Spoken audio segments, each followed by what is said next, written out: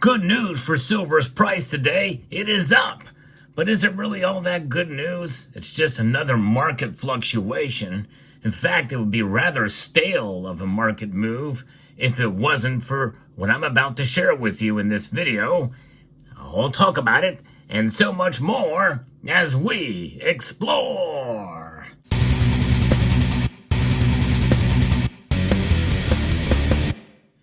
Another upward move for silver today. It did not really climb a whole lot, but it is up over 1.3% as I report to you from the markets moments before they closed down.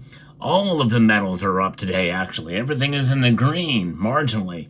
In fact, gold is the one metal that really didn't do a whole lot, but it is up over $2,500 an ounce right now, up $8.90 to $2,507.10, which equates to a 0.36% movement to the upside. Silver, though, however, has climbed up to over 1.36%, up 38 cents today to $28.42. But tomorrow's another day, right? And we fully expect for it to be volatile probably until September 17th, September 18th. And once they lower rates, then I think we'll start to see the prices of silver kind of consolidate, probably around $29 to $30 an ounce, and probably stay there for a while. But all bets are off the table, in terms of the market reaction to some of that as well, too. So keep that in mind, that we could be surprised on a number of different fronts with regards to silver's price. Platinum, palladium, and rhodium are also up. In fact, palladium is up 4% today, up $37. Platinum is up 2%, up $20 today, still under $1,000 for each of those metals, and marginal movement with rhodium as well, too. Why is this boring? Well, because gold and silver ratio still remains very high, 88.52 to 1. But what makes this so unique and what makes it not boring is the reason why silver's price is moving up. It is moving up in spite of the dollar strengthening today. In fact, I think that's one of the reasons why gold really is not breaking out much more than it has, because of the strength of the dollar competing with it.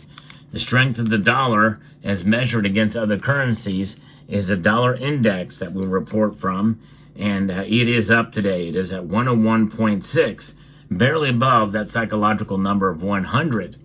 And the more we see the dollar strengthen, especially as we head into a situation where the Federal Reserve could very well weaken the dollar because of their actions of lowering rates a quarter point. And I think that's probably what's going to happen here, a quarter point rate cut, and that's going to cause gold and silver to consolidate higher, not explode. They're not going to go crazy because a lot of this price structure is baked in.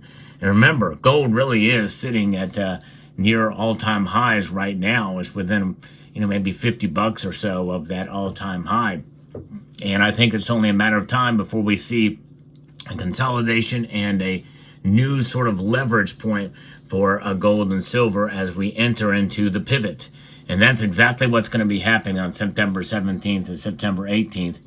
And depending on what they say and how they say it, that will determine what exactly happens in terms of monetary policy, in terms of where things are going in the economy. What do we have working against what the Federal Reserve wants to do with the tightening cycle?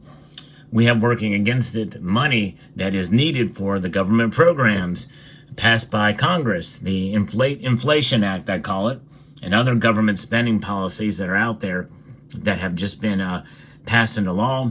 A lot of that money has not been spent yet, and they need money to do it, which means the Federal Reserve has moved from tightening to easing again. They've already pivoted to some extent, and right now we're just seeing the manifestation of it with rate cuts. And when you think about these rate cuts, and we're going to see it from here on out, it's already kind of baked in, and this is why we have the Fed Watch tool, which tells us kind of where things are going to go. And right now, there's a 71% chance that it's going to be a quarter point rate cut for the September meeting, and only a 29% chance of a half point cut in rates. And so that is the backdrop that we find ourselves in. That means more inflation is going to stay with us, And even if the numbers come in lower than 2.9%, let's say it's 2.5% CPI numbers for inflation, that is still likely not going to shrink much below where that is now, as they are going to try to stimulate the economy for political reasons as we head into the election. We're less than 2 months out from it. And then we are going to see likely entrenched inflation. And if employment continues to falter from this, because likely this quarter point rate cut won't have a dramatic impact immediately, then we might find ourselves in a mini stagflationary period, which is low inflation or low employment and high inflation. And even though 2.5%, if that's the number that comes out, stays with us, then, it's still persistent inflation above what they had wanted.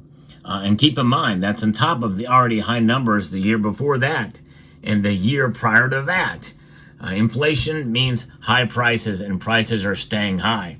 Even if the inflation rate fell to 0%, we still have the high prices we have right now. They're just not increasing, but that's not happening, obviously. It's those high prices that are hurting the economy and hurting Americans, especially those in the lower and middle class. And this is, it's a hidden tax. And so this is why silver's price very well could be buoyed by this, but it may not climb a whole lot because people are not buying. In fact, there's a lot of selling of both physical and paper silver. And until that buying stops, or until that selling stops, we're likely not going to see silver's price really break out a whole lot from this rate cut coming. But the fact that the dollar is strengthening and silver's price is rising maybe gives us a little hint of what's to come, that silver is starting to form a baseline, a consolidation, a strengthening point, a solid floor with beams kind of supporting in the floor structure of where silver's price is. That support is going to be something that we're looking for. Not high prices, but prices that are going to make it much more difficult to punch through below to the downside. And that is the encouraging word I want to send to you on this video today, because that is the nature of the markets. They move, and we can't blame it all on price suppression. We can't blame it all on manipulation. There are owners of the SOV accounts that are making trades, whether it be through an algorithm, machine learning, and what have you. But there's individuals that are attached to those accounts, as well as other larger institutions that can make moves or what have you. But as long as it's within the bounds of the law, well, then that's where that occurs, and we can't really say it's illegal activity, right? I guess you could call it manipulation and suppression, but whenever you go buy a stock or trade in that regard, are you a manipulator as well? I don't know. It just depends on the cabal or the entities that conspire to do it, and how much you can prove that occurs. The very existence of the derivatives market is, in a way, a manipulative force, because it denotes this idea of a higher number of entities out there than there really are. And we know that the ETFs, there's not nearly as much silver to back them up if it was so desired. And of course, just like the Federal Reserve manipulates the value of the dollar by printing more of them, or in really recent years, digitizing them, so easy to do, the value of the dollar is lost. In fact, by many measures, this has lost about 98 to 99% of its value. According to official numbers from the Consumer Price Index, it's about 97%. So there's that. But so what is it about this metal that frustrates us is the volatility in the price structure. And I know this channel, I report on it a lot. I like to bring you the latest news. It's what I do here. And also give you the perspective of what is driving these numbers for silver, and the fact that there's more to silver than just price. No matter how high it goes or how low it goes, one thing is for sure, it's going to work itself out in the end, because what is it? Silver is wealth preservation. It is a savings vehicle, an insurance policy, if you will, outside of the system from which we find ourselves apart and must partake in, by the way. We cannot escape, no matter where we're at in the world, the dominance of the dollar. Even though right now there is an active force working against it, that is known as de-dollarization. It's got a long ways to go to chip away at it. We must think in terms of dollars for our daily transactions, even when we buy and sell precious metals. But when you hold precious metals, when you have silver in your stack, like I have right here, you are thinking in terms of ounces. And that's what I want you all to do. That's the encouraging word I want to send to you in this video, to think in terms of ounces, not dollars, when you are stacking your silver. And let me demonstrate something here for you folks, because I think this is profoundly important. This stack of silver eagles here was bought a long time ago, and I've held it a long time. And guess what? That is stacking silver. And I've not spent a dime on precious metals today. That's right. That is stacking silver. You can keep stacking without buying. Just pull your silver eagles out and stack them and enjoy them. There's something to be said for holding your silver. No question about that. And of course, with the nuance and understanding that some people have to sell, and it's understandable why they need to sell for a circumstance, an emergency, an unexpected expense, or what have you. Some people find the opportunity to sell in order to make a better and bolder move and to further improve their life, because it is a savings vehicle as well.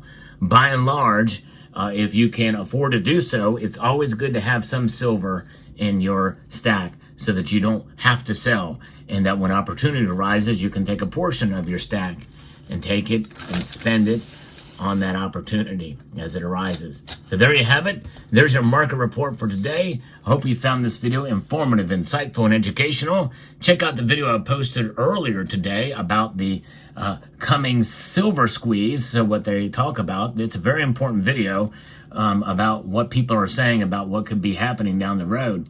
I try to give a balanced view about it, but I think you will find it quite fascinating. I'm going to link to it right here at the end screen of this video that I recorded this morning about the 2025 silver squeeze. How big of a deal will it be? So I'd like to extend a multitude of gratitude to each and every one of you for watching, and encourage you to please rate, share, comment, and subscribe.